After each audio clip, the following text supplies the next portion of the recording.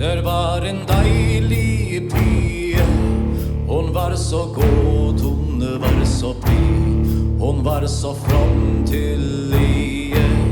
I krucifix i hytten stod, for det hon alltid nelte. Når månen med sitt i aftenblod på krucifixet velte. En gang hun gøk i tette skål og festet av sitt øye, imens hun sang sine frelserstrål på stjernen i det høye. Da får hon vel på spede fot, og tørsten henne det plager.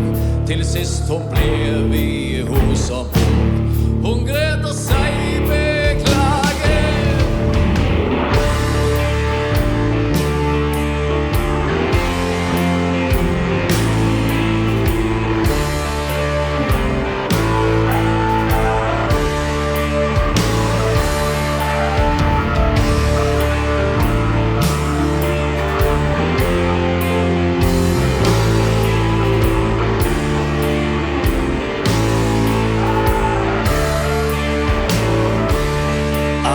Hvorledes kommer jeg i aften til min hytte?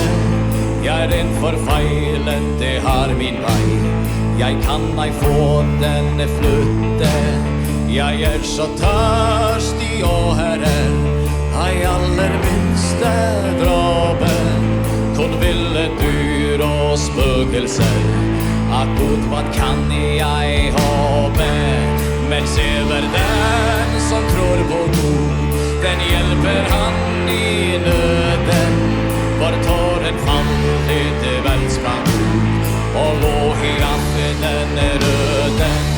Da drakk hun av det klare vann, og fulgte bølgene rolig. Den lette med sine blomsterstrand til Kirstens stille bolig.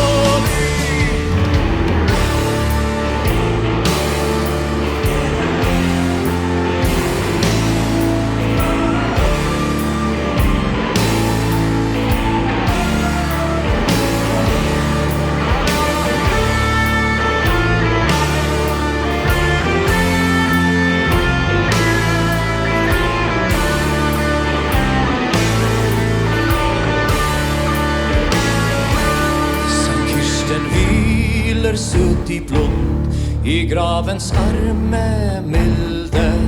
Da kommer hun hver minnastund og stirrer på sine kilde.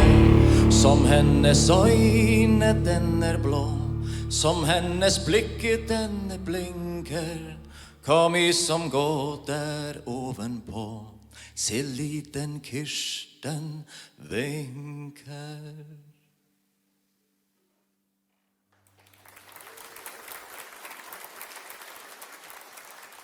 Takk for det.